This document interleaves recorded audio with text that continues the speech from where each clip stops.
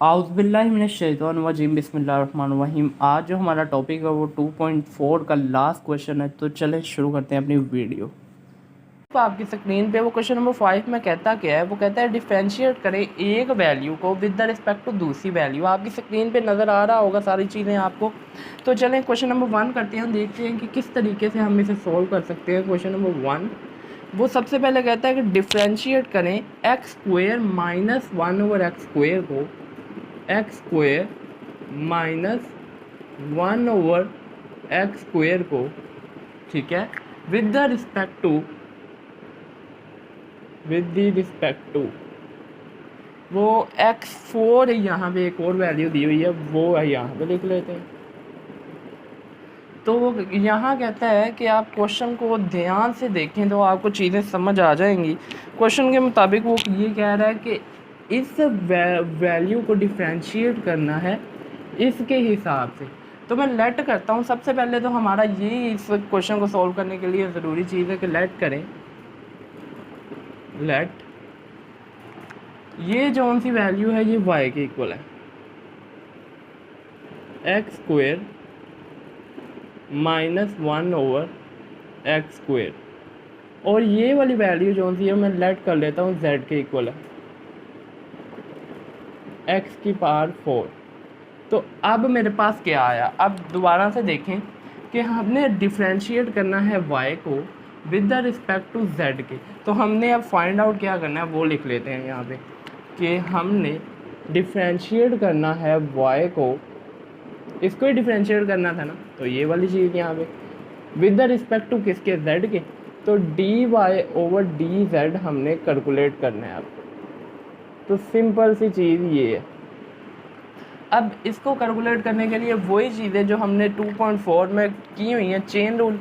तो अब इन दोनों को पहले मैं सॉल्व करूँगा और जवाब निकालूंगा। इन दोनों के दरमियान ऐसे लाइन लगा लेते हैं।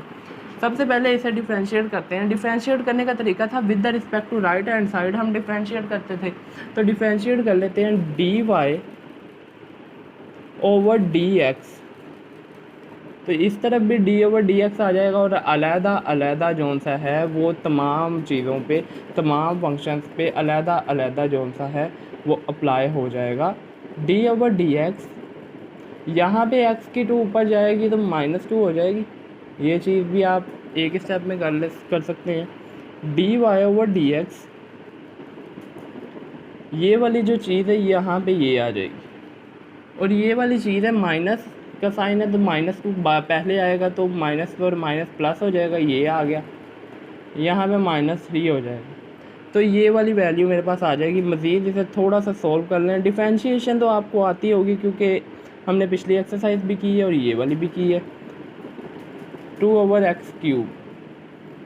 तो ये है डिफरेंशिएशन का जवाब इस चीज़ की। अब इसको डिफरेंशिएट करेंगे तो ये तो बहुत आसान डिफरेंशिएशन है। dz ओवर किसके हिसाब से, राइट हैंड साइड के हिसाब से, dx, ठीक है, d/dx x⁴, dz/dx 4x⁵।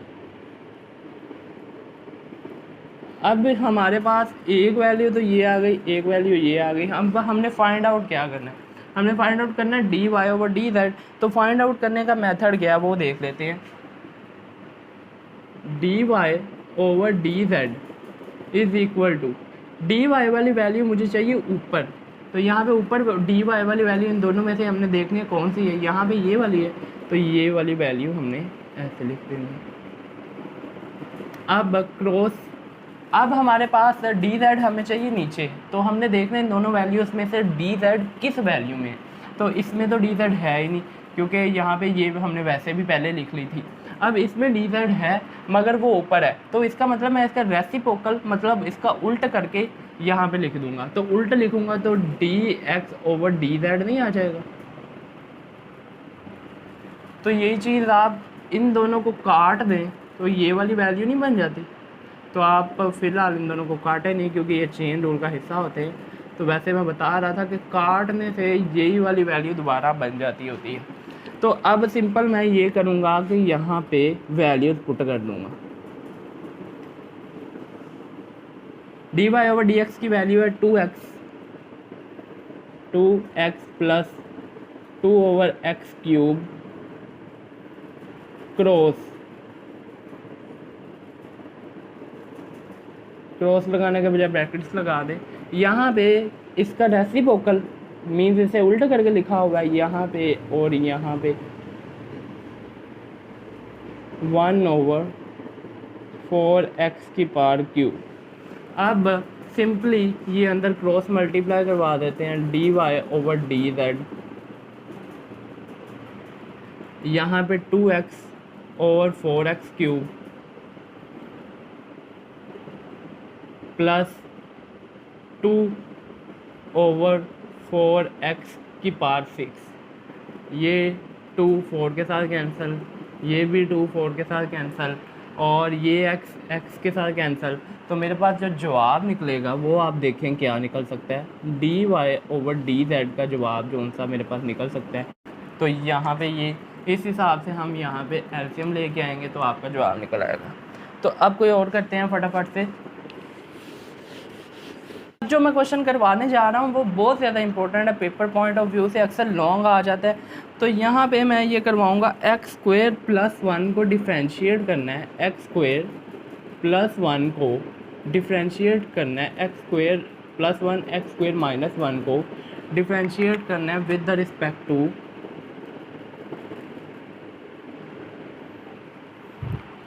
x - 1 over x + 1।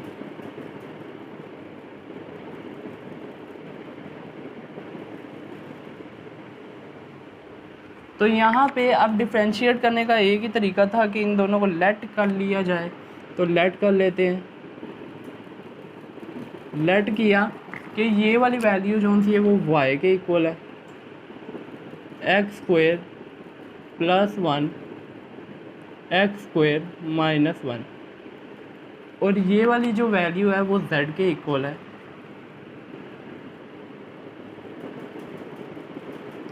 x - 1 x + 1। तो अब हमने इसको डिफ्रेंशिएट करना है। सबसे पहले तो हमने फाइंड आउट, तो मेन जो सा करना है वो पिछले क्वेश्चन में भी मैंने आपको बता दिया, dy ओवर dz हमने फाइंड आउट करना है।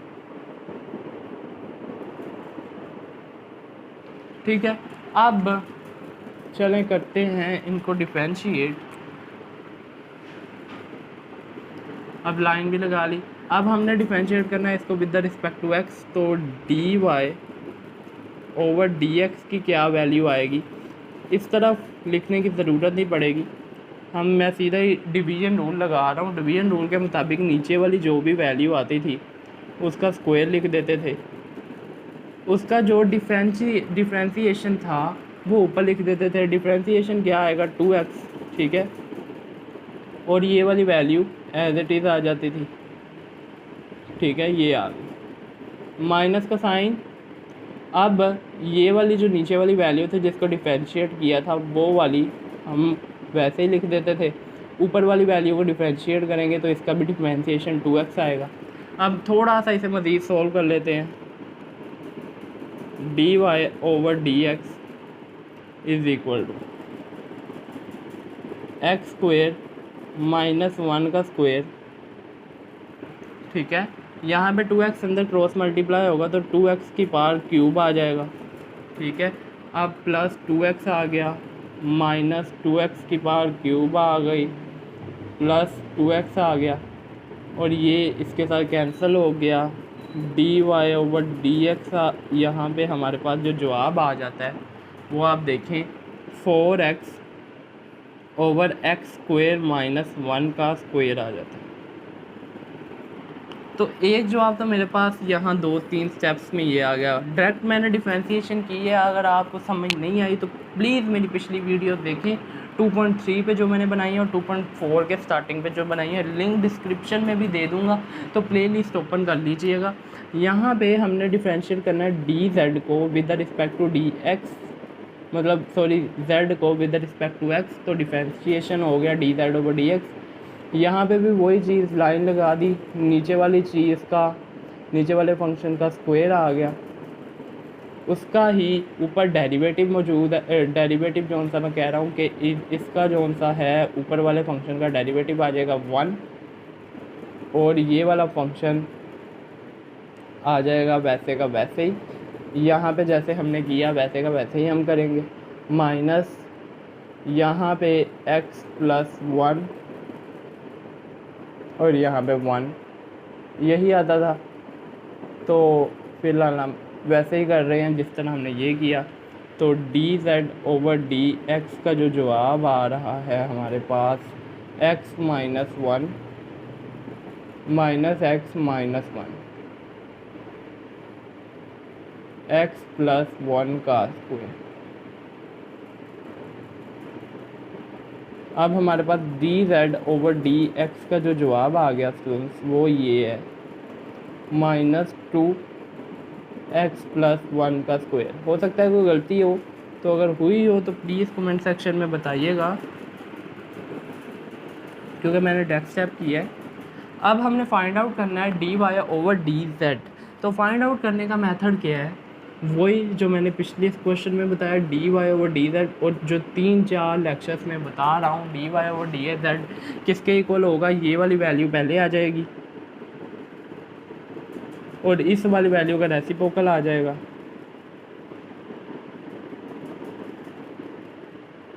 तो यही बन जाएगा dy ओवर dz। अगर dx dx के साथ कैंसिल होता है तो यही बन जाता है। ये वाली value as it is X square minus 1 का होल स्क्वायर क्रॉस इसको x प्लस 1 का स्क्वायर, नीचे आ जाएगा माइनस 2। ठीक है, ये माइनस 2 इसके साथ कैंसिल होता है, तो dy ओवर dz का जो जवाब आना चाहिए, तो फ्रेंड्स ये जवाब आ जाता है। मगर बुक में आपके लिए ये जवाब मौजूद नहीं है। बुक में जो जवाब है वो थोड़ा सा डिफरेंट है। वो किस तरह का जवाब है वो हमें थोड़ा सा देखना पड़ेगा। वो हम देखते हैं कि यहाँ पे वो कर क्या रहा है। वो यहाँ पे मैं कर देता हूँ आपको। वो कहता है कि dy ओवर dz जो सा है 2x, ठीक है, यहाँ पे x प्लस 1 का स्क्वायर, ये तो एज इट इज़ आ जाता है। नीचे वाली वैल्यू को वो ओपन करता है। वो किस तरह, वो कहता है कि x माइनस 1 और x प्लस 1, यहाँ पे सिर्फ इस वैल्यू की जगह ये लिख सकता हूँ, और होल में जो स्क्वायर है वो तो एज इट इज़ आ जाता है। होल में स्क्वायर एज इट इज़, इस वैल्यू को मैंने खोल दिया। अब आप देखें कि मेरे पास रिमाइंडर क्या रहता है, dy over dz is equal to, यहाँ पे 2x रह जाएगा और वो भी माइनस में ये जवाब आ रहा है, तो यहाँ पे भी माइनस में ही आएगा, और यहाँ पे x माइनस 1 का स्क्वायर आएगा, क्योंकि x प्लस 1 का स्क्वायर जो सा है वो इसके साथ कैंसिल हो जाता है।